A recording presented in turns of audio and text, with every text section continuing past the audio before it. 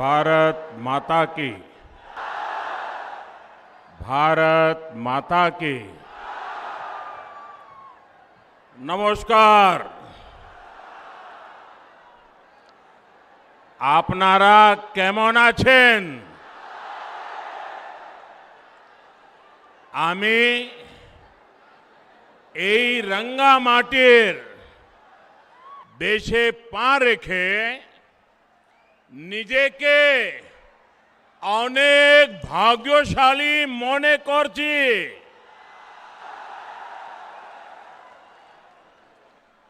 मेरे लिए ये बहुत सुखद है कि आज जब देश आजादी का अमृतोत्सव मना रहा है, तब मैं जंगल महल की इस पवित्र धरती पर आने का मुझे सौभाग्य मिला है। ऋषि निवारण चंद्र, मानभूम केसरी अतुल चंद्र घोष, मानभूम जननी लावण्या प्रभा घोष की इस कर्म भूमि को मेरा शत शत प्रणाम। भगवान बिरसा मुंडा, सिद्धू कान्हा, पंडित रघुनाथ मुर्मू, अनेक वीर ऐसे राष्ट्र नायकों को मैं आज आदरपूर्वक नमन करता हूं, उन महापुरुषों को वंदन करता हूं। ये धरती भगवान राम और मां सीता के वनवास की भी साक्षी रही है। ये ऐसी धरती है जहां अयोध्या पर्वत है, सीता कुंड है। इतना ही नहीं, अयोध्या नाम से ग्राम पंचायत भी है। कहते हैं कि वनवास के दौरान जब मां सीता को प्यास लगी थी तो राम जी ने जमीन पर बाण मारकर पानी की धारा निकाल दी थी। सोचिए तब पुरलिया में भूजल की क्या स्थिति रही होगी। और ये विडंबना है कि आज पुरलिया में पानी का संकट ये बहुत बड़ी समस्या है। यहां के किसानों को, मेरे आदिवासी वनवासी भाई बहनों को इतना पानी भी नहीं मिलता कि वो सही से खेती कर सकें। यहां की महिलाओं को पीने के पानी के इंतजाम के लिए बहुत दूर तक पैदल चलकर जाना पड़ता है। पहले वामपंथियों की सरकार और फिर टीएमसी सरकार ने यहां पर उद्योग धंधे पनपने नहीं दिए। फिर यहां जितना सिंचाई के लिए काम होना चाहिए था वो भी नहीं हुआ। कम पानी की वजह से पशुओं को पालने में जो दिक्कत होती है वो भी मैं भली भांति जानता हूं। खेती किसानी को अपने हाल पर छोड़कर टीएमसी सरकार सिर्फ अपने खेल में ही लगी रही।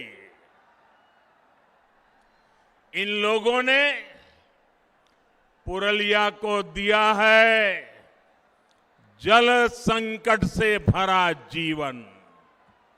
इन लोगों ने पुरलिया को दिया है पलायन। इन लोगों ने पुरलिया के गरीबों को दिया है भेदभाव भरा शासन, इन लोगों ने पुरुलिया की पहचान बनाई है देश के सबसे पिछड़े क्षेत्र के रूप में। ये लोग कैसे काम करते हैं, इसका बहुत बड़ा उदाहरण है Purulia piped water supply project. 8 साल हो गए, ये अब तक अधूरा पड़ा है। साहेब बांध सरोवर की स्थिति भी आपके सामने है। यहां के किसानों को, यहां के लोगों को इसका जवाब कौन देगा दीदी?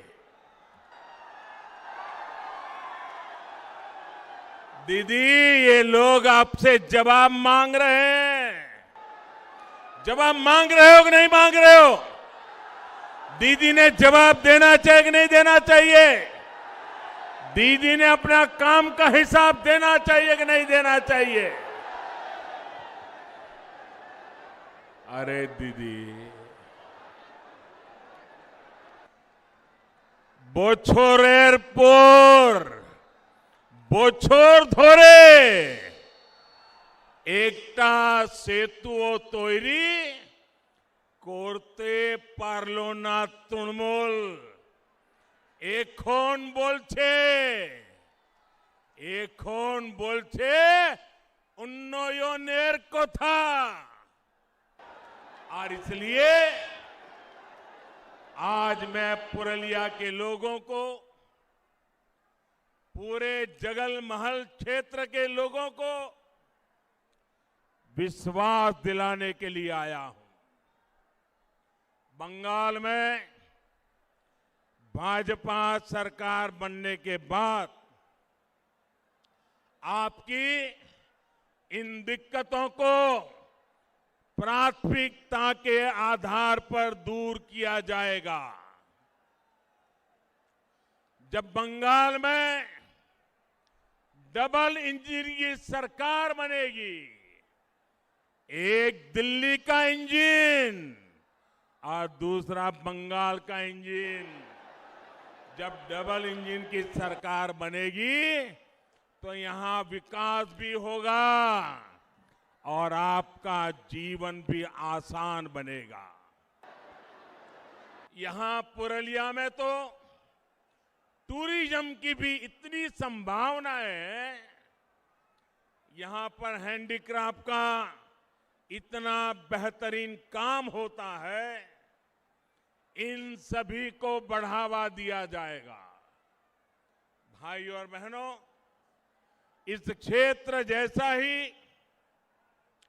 जल संकट देश के अन्य क्षेत्रों में भी रहा है।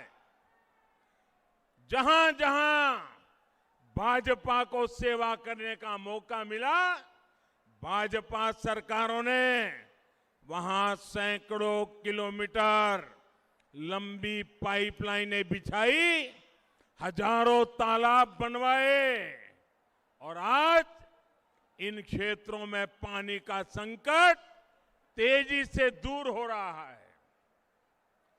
पानी की उपलब्धता बढ़ी है तो आज वहां के किसान अलग अलग तरह की फसलों को उगाने लगे हैं। अब यही काम बंगाल के उन सभी क्षेत्रों में भी किया जाएगा जहां पानी की दिक्कतें हैं। साथियों, पुरुलिया सहित इस पूरे क्षेत्र में विकास की असीम संभावनाएं हैं।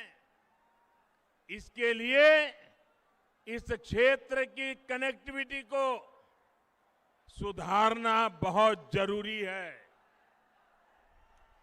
पश्चिम बंगाल के हर हिस्से को रेल सेवा से जोड़ना ये हमारी प्राथमिकता है। इस समय पश्चिम बंगाल के अलग अलग हिस्सों में करीब 50,000 करोड़ रुपए के प्रोजेक्ट के लिए स्वीकृति दे दी गई है। पूर्वी भारत के विकास को नई बुलंदी देने का सामर्थ्य रखने वाले ईस्टर्न डेडिकेटेड फ्रेट कॉरिडोर का एक सेक्शन शुरू भी हो चुका है। 2 मई के बाद 2 मई के बाद यहां जब भाजपा सरकार बनेगी तो पश्चिम बंगाल में जो डानकुनी तक का सेक्शन है उस पर भी तेजी से काम शुरू कर दिया जाएगा। पुरलिया भी इस कॉरिडोर से जुड़ेगा और यहां उद्योगों के लिए, रोजगार के लिए अनेक अवसर बनेंगे। रेल के अलावा रोड कनेक्टिविटी को भी सशक्त किया जा रहा है।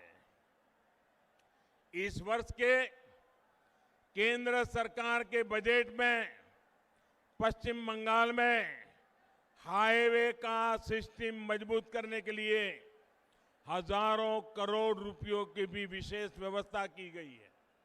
साथियों, 2 मई के बाद जब यहां भाजपा सरकार बनेगी तो पुरलिया सहित इस पूरे क्षेत्र में ऐसी व्यवस्थाएं बनाई जाएगी ताकि लोगों को पलायन के लिए मजबूर न होना पड़े।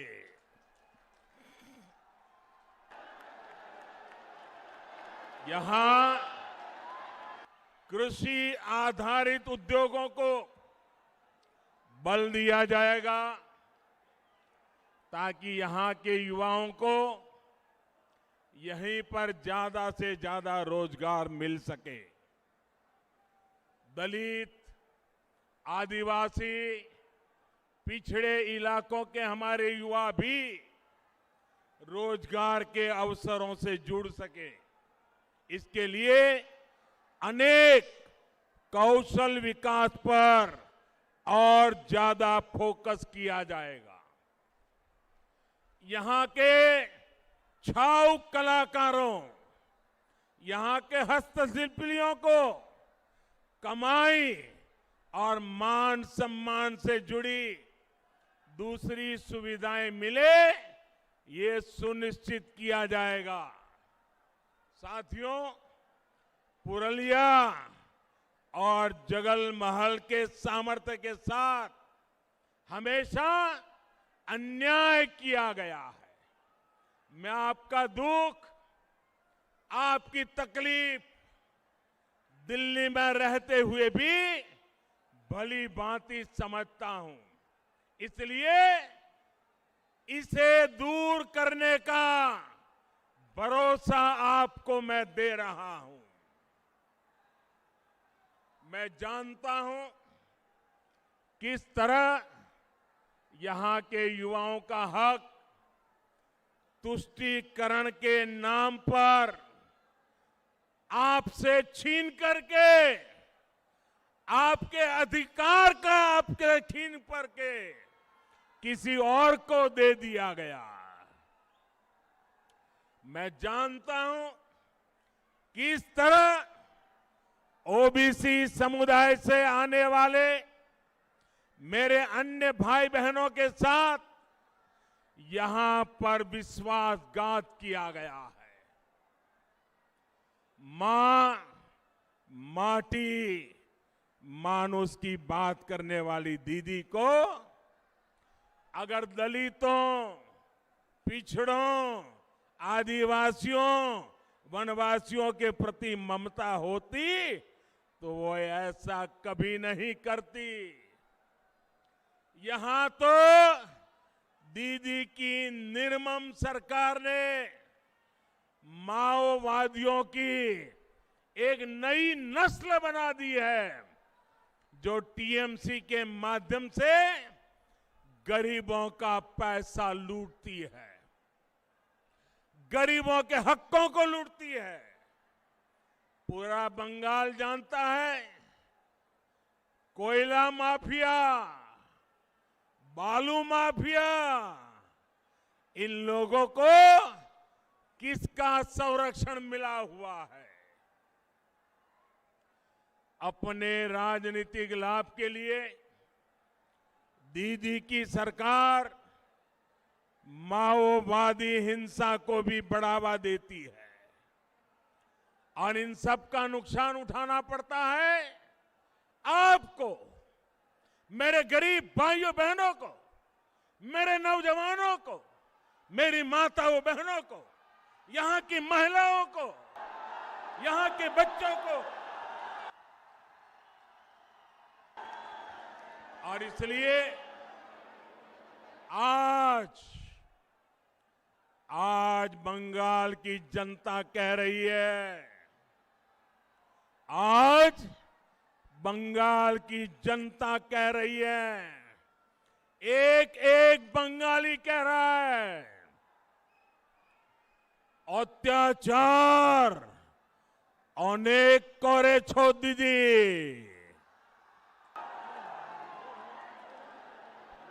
ভয় দেখানোই তোমার অস্ত্র, রুখে দাঁড়াবে এবার বাংলার মানুষ মা দুর্গার আশীর্বাদে, করবে তোমায় পরাস্ত।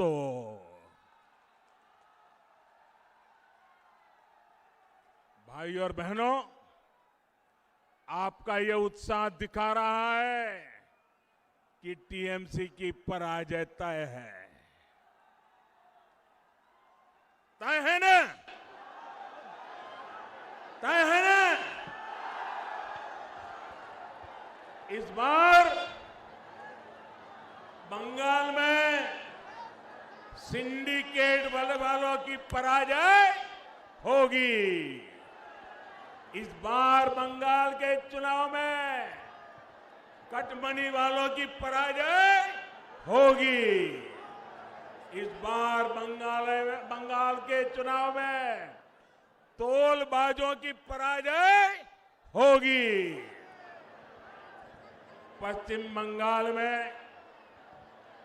टीएमसी के दिन अब गिनती के ही रह गए हैं और ये बात ममता दीदी भी अच्छी तरह समझ रही है और इसलिए वो कह रही है, खेला होवे, खेला होवे। जब जनता की सेवा की प्रतिबद्धता हो, जब बंगाल के विकास के लिए दिन रात एक करने का संकल्प हो, तो दीदी खेला नहीं खेला जाता, दीदी खेला नहीं खेला जाता। और इसलिए दीदी बोले खेला होवे, बीजेपी बोले चाकरी होवे। दीदी बोले खेला होवे, बीजेपी बोले विकास होवे। दीदी बोले खेला होवे, बीजेपी बोले शिक्षा होवे। बोले खेला होवे, बीजेपी बोले महिलादेर उत्थान होवे। दीदी बोले खेला होवे, बीजेपी बोले যুব শক্তির সম্পূর্ণ বিকাশ হবে। দিদি বলেন খেলা হবে, বিজেপি বলে সবার পাকা বাড়ি হবে।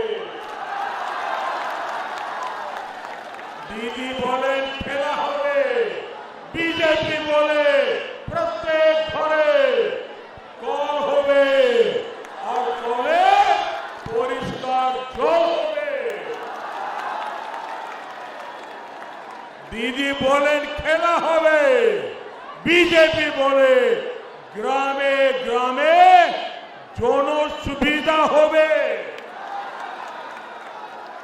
दीदी बोले खेला होवे, बीजेपी बोले अस्पताल होवे। दीदी बोले खेला होवे, बीजेपी बोले स्कूल होवे। दीदी स्कूल होवे। दीदी ओ दीदी,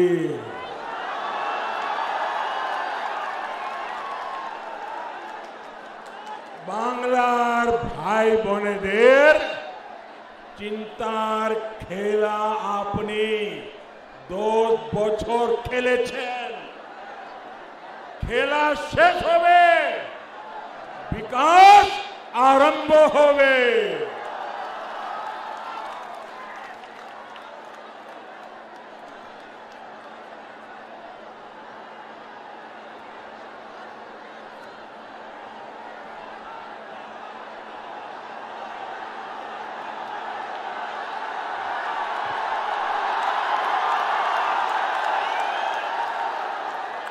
आपका ये प्यार, आपका ये आशीर्वाद,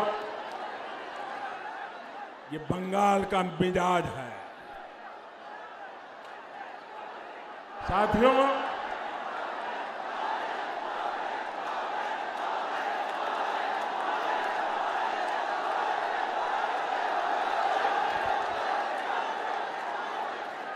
साथियों, दीदी को बंगाल के लोगों के हितों से ज्यादा खेल की चिंता पड़ी है।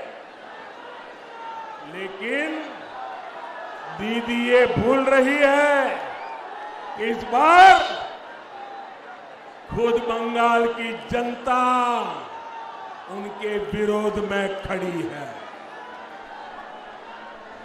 10 साल का विश्वासघात, 10 साल की दुर्नीति, इसकी सजा अब बंगाल के लोग इस चुनाव में उन्हें दे करके रहेंगे। कोलकाता की ब्रिगेड रैली के बाद जो कुछ भी हो रहा है वो आप भी देख रहे हैं, देश भी देख रहा है।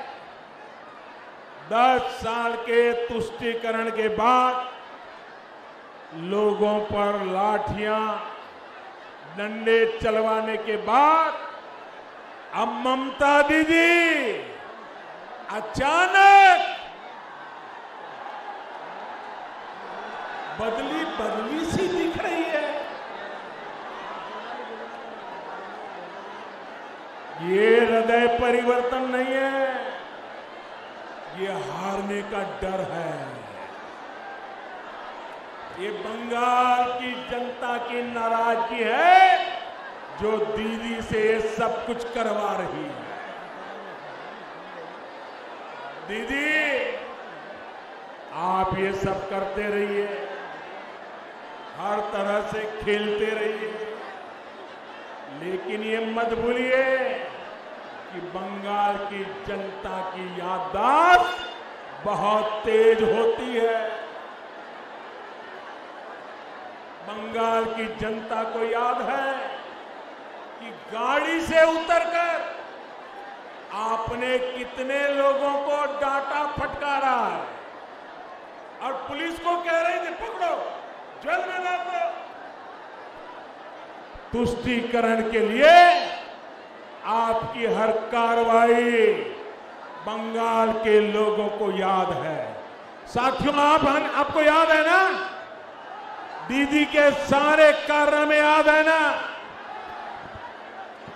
बंगाल की जनता को याद है जब आपने देश की सेना पर तख्ता पलट की कोशिश का आरोप लगाया। जब पुलवामा हमला हुआ तो आप किसके साथ खड़ी थी, ये भी बंगाल के लोग भूले नहीं। साथियों, 2-3 दिन पहले दिल्ली की एक अदालत ने एक बहुत बड़ा फैसला सुनाया। ये फैसला बाटला हाउस एनकाउंटर से जुड़ा है। इस एनकाउंटर ने भारत में आतंकवाद और आतंकवाद के पीछे जो ताकतें हैं उनके असली चेहरे को उजागर कर दिया। इसी एनकाउंटर में एक आतंकी की गोली ने देश के जांबाज सपूत इंस्पेक्टर मोहन चंद्र शर्मा जी को शहीद कर दिया था।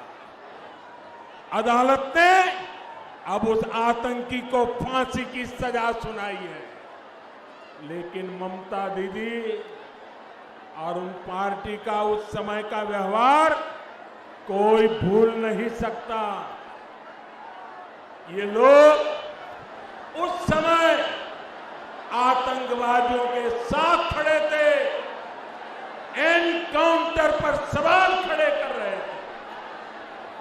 तुष्टीकरण के लिए ये लोग किस हद तक जा सकते हैं, ये इसका बहुत बड़ा उदाहरण है। बंगाल में घुसपैठ को हवा देने के पीछे भी वजह एक ही है, तुष्टीकरण, वोट बैंक की सियासत। देश को वंदे मातरम का पाठ पढ़ाने वाली इस पवित्र धरती पर दीदी के इस व्यवहार की उम्मीद किसी को नहीं थी। इसलिए बंगाल के लोग बहुत पहले से मन बना चुके हैं। बंगाल के लोग बहुत पहले से कह रहे हैं, लोकसभा में टीएमसी हाफ और इस बार पूरी साफ।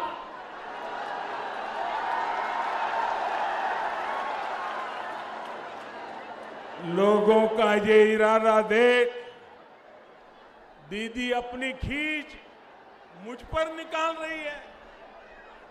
वो क्या क्या नहीं कह रहे, वो भाजपा के कार्यकर्ताओं पर भी भड़की हुई है। लेकिन हमारे लिए तो देश की करोड़ों बेटियों की तरह दीदी भी भारत की एक बेटी है, जिनका सम्मान हमारे संस्कारों में रचा बसा। और इसलिए जब दीदी को चोट लगी तो हमें भी चिंता हुई।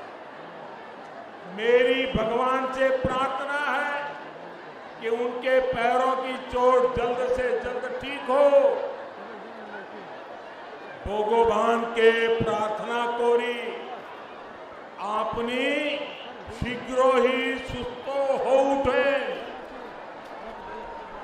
साथियों, पश्चिम बंगाल तभी प्रगति कर सकता है जब विकास प्रक्रिया में सभी साझेदार एक साथ आ सके। लेकिन दलित दीदी ने बंगाल के दलितों, पिछड़ों, आदिवासियों, वनवासियों को कभी अपना साझेदार माना ही नहीं। बीते 10 सालों में कट, कमीशन और तोलाबाजी कल्चर का सबसे बड़ा नुकसान बंगाल के गरीब, बंगाल के दलित, बंगाल के वंचित, बंगाल के आदिवासी को ही हुआ है। यहां जो लाखों गरीबों को पक्के घर मिल रहे हैं, उसमें भी टीएमसी के तोलाबाज हर कदम पर अड़ंगा लगाते हैं। केंद्र से गरीब के लिए सस्ता चावल भेजा जाता है, उसको भी टीएमसी के तोलाबाज नहीं छोड़ते। बीते साल कोरोना के समय जब महीनों तक मुफ्त चावल और दाल का प्रबंध किया गया, तो दीदी के तोलाबाजों ने उसमें भी घोटाला कर दिया। साथियों, आप याद करिए, जब अम्फान साइक्लोन आया और बंगाल की जनता राज्य सरकार की ओर उम्मीद लगाए देख रही थी, तो दीदी ने क्या किया था? अगर सहायता राशि चाहिए तो एक हिस्सा पार्टी ऑफिस में जमा करवाइए, अगर नुकसान न भी हुआ हो तो भी आपको सहायता राशि मिल सकती है। बल्कि एक ही शर्त है, पहले पार्टी ऑफिस में पैसे जमा करके आ जाइए। जरा सोचिए, ऐसी आपदा में भी टीएमसी की कटमनी चलती रही। साथियों, इस क्षेत्र के हमारे संथाल भाई बहन, अन्य आदिवासी साथी वन अधिकारों को लेकर, कृषि उत्पादों के सही मूल्य को लेकर कब से मांग कर रहे हैं, लेकिन दीदी ने उनकी बातों पर भी ध्यान नहीं दिया। खेती और वन उत्पादों पर निर्भर रहने वाले हमारे आदिवासी साथियों को ममता दीदी ने अपने हाल पर छोड़ दिया। जबकि भाजपा सरकार कहीं भी हो, केंद्र में हो या राज्य में, आदिवासी हितों की रक्षा, उनके बच्चों का कल्याण, ये हमारी सबसे पहली प्राथमिकता में रहा है। साथियों, ये अटल जी की ही सरकार थी जिसने आदिवासी हितों की रक्षा को और उनके कल्याण के लिए अलग से एक मंत्रालय बनाया था, आदिवासियों का अलग मंत्रालय। आदिवासी हितों के लिए केंद्र सरकार ने अलग बजट बनाया, अनेक योजनाएं शुरू की गई है। बंगाल में 36 लाख से ज्यादा उज्ज्वला के गैस कनेक्शन दलित, आदिवासी और पिछड़े परिवारों को मिले हैं। वन उत्पादकों की एमएसपी बढ़ाने के साथ ही हमारी सरकार ने वन उपज की संख्या में भी वृद्धि की है। इस वर्ष के केंद्रीय बजट में भी आदिवासी क्षेत्रों की पढ़ाई, दवाई और कमाई के लिए बहुत बड़ा प्रावधान किया गया है। केंद्र सरकार ने दलित परिवारों, एससी परिवारों के बच्चों को पढ़ाई और कमाई के बेहतर अवसर देने के लिए आर्थिक मदद बहुत ज्यादा बढ़ाई है। डबल इंजन की सरकार बनने के बाद इसका लाभ बंगाल के लाखों दलितों, लाखों मेरे आदिवासी बच्चों को भी होगा। आदिवासी बच्चों को अच्छी शिक्षा मिले, इसके लिए सैकड़ों एकलव्य स्कूल खोले जा रहे हैं। यहां का एकलव्य स्कूल भी गरीब आदिवासी बच्चों का भविष्य बनाने के लिए काम करेगा। स्वतंत्रता आंदोलन में आदिवासी महापुरुषों ने योगदान का गौरवगान, उनके त्याग, तपस्या और बलिदान का गौरवगान, इसको आने वाली पीढ़ियां याद रखे, आदिवासी वीर पुरुषों को याद रखे, इसलिए उनके म्यूजियम भी बनाए जा रहे हैं। साथियों, युवाओं को रोजगार यहां बनने वाली भाजपा सरकार की सर्वोच्च प्राथमिकताओं में से एक होगा। यहां की भर्ती परीक्षाओं में जो खेल टीएमसी सरकार ने खेले हैं, वो सारे खेल बंद किए जाएंगे। जो युवा, जो शिक्षक परीक्षा देने के बाद बरसों से इंतजार कर रहे हैं, उनकी मुश्किलें भी दूर की जाएगी। राज्य सरकार में जो कर्मचारी कॉन्ट्रैक्ट पर है, सभी की स्किल और ज्यादा बढ़े, वो और अच्छी तरह से बंगाल के विकास में योगदान कर सके, इस पर भी बहुत जोर दिया जाएगा। राज्य सरकार के जो बाकी कर्मचारी हैं, उन्हें भी ममता सरकार द्वारा अनेक सुविधाओं और मानदेयों से वंचित रखा गया है। भाजपा सरकार में ये सारी विसंगतियां दूर की जाएगी। साथियों, भाजपा की केंद्र सरकार की नीति है डीबीटी। डीबीटी यानी डायरेक्ट बेनिफिट ट्रांसफर। पश्चिम बंगाल में दीदी सरकार की नीति है टीएमसी, यानी ट्रांसफर माय कमीशन। हम डीबीटी वाले हैं जो डायरेक्ट बेनिफिट ट्रांसफर की बात करते हैं, वो टीएमसी ट्रांसफर माय कमीशन में ही डूबे हुए। यहां आयुष्मान योजना क्यों नहीं लागू हुई? क्योंकि ट्रांसफर माय कमीशन नहीं हो पाया। यहां किसानों के बैंक खातों में हजारों रुपए जाने से क्यों रोक दिया गया? क्योंकि ट्रांसफर माय कमीशन नहीं हो पाया। अब आप ही बताइए साथियों, पश्चिम बंगाल में भाजपा सरकार चाहिए कि नहीं चाहिए? पश्चिम बंगाल का विकास चाहिए कि नहीं चाहिए?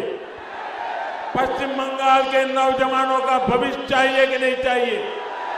पश्चिम बंगाल के आदिवासियों को हक मिलना चाहिए कि नहीं मिलना चाहिए? पश्चिम बंगाल की माताओं बहनों को सम्मान मिलना चाहिए कि नहीं मिलना चाहिए? बस आपका यही जोश हर सिंडिकेट, हर टोला बाज का होश उड़ा रहा है। और इसलिए दीदी को आपके जनधन बैंक खातों से डर लगता है। बंगाल में खुले करोड़ों जनधन खाते, आपका हक आपको ही मिले, इसकी गारंटी है।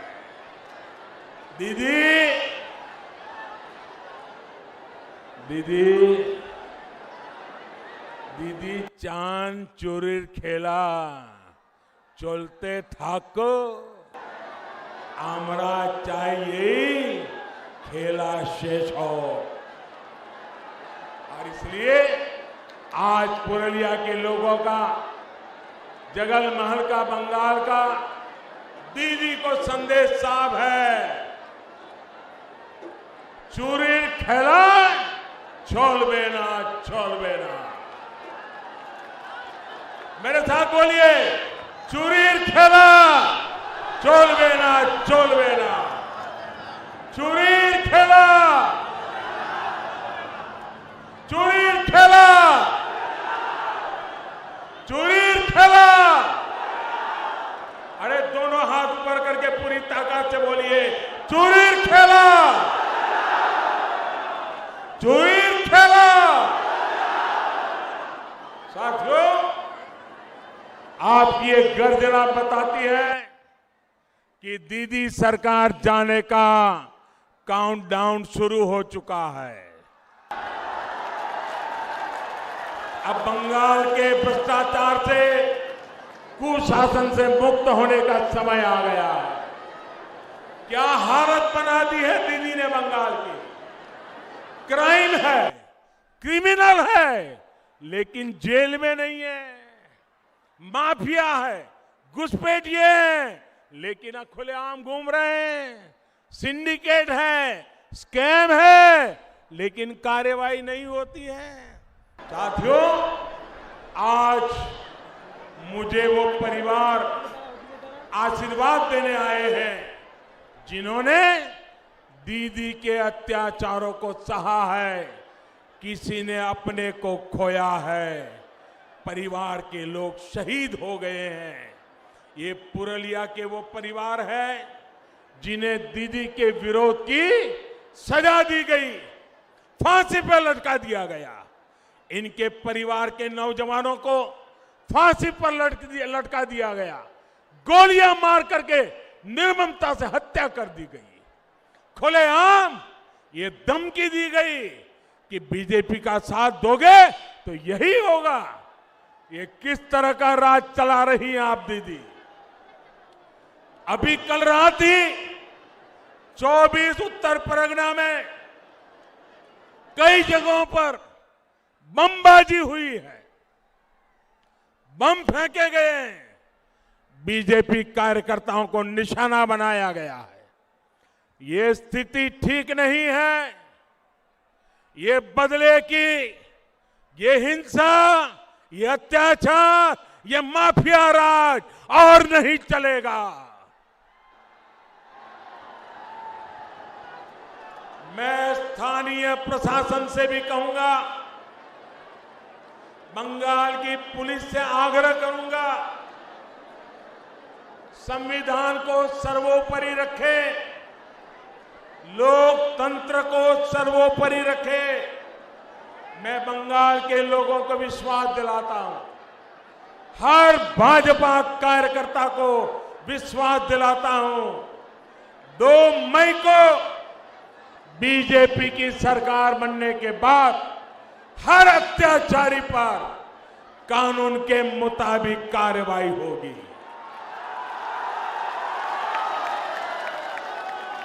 बीजेपी की सरकार में कानून का राज फिर से स्थापित किया जाएगा। क्रिमिनल, माफिया और भ्रष्टाचारी को कानून जेल के हवाले करके रहेगा। मेरे प्यारे भाइयों बहनों, हमारे लिए जनता जनार्दन ही ईश्वर का रूप है। 130 करोड़ देशवासी, यही हमारे परमात्मा है। उनकी प्रतिष्ठा, उनका पराक्रम, उनकी सेवा के लिए हम जी जान से जुटे हैं। हम रामकृष्ण परमहंस की सीख को जीवन में उतारने वाले रामकृष्ण परमहंस देव ने कहा था, जीव में ही शिव को देखो। हम जीव में ही शिव को देख करके 130 करोड़ देवता रूप देशवासियों की सेवा करने में लगे हुए हैं। हम सबको मिलकर गुरुदेव रविंद्रनाथ ठाकुर, नेताजी सुभाष चंद्र बोस, स्वामी विवेकानंद जैसे महान व्यक्तित्वों के सपनों को, उन सपनों को साकार करते हुए सोनार बांग्ला का फिर से निर्माण करना है। वो सोनार बांग्ला जहां बंगाल के स्वर्णिम गौरव का समावेश होगा और आत्मनिर्भर का सामर्थ्य होगा। वो सोनार बांग्ला जहां हर गरीब, मजदूर, आदिवासी, किसान भाई बंधु एक सम्मानित जीवन जिए।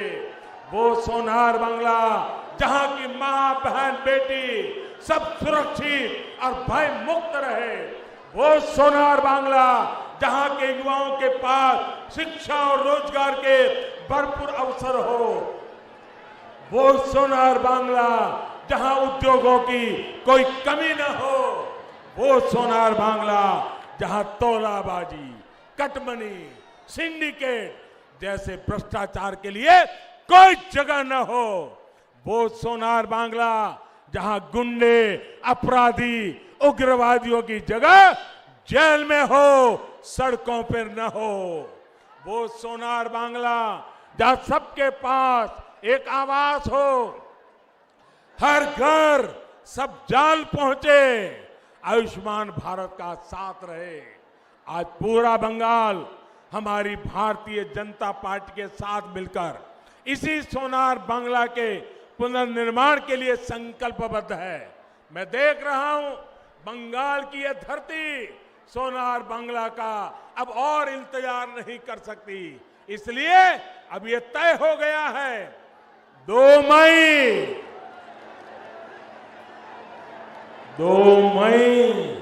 दीदी जाच्छे। 2 मई दीदी दो मई दीदी যাচ্ছে, 2 मई दीदी যাচ্ছে, 2 मई दीदी যাচ্ছে, আসল পরিবর্তন আছে, আসল পরিবর্তন আছে। इस बार भय नहीं, सिर्फ जॉय, भय नहीं, सिर्फ जॉय।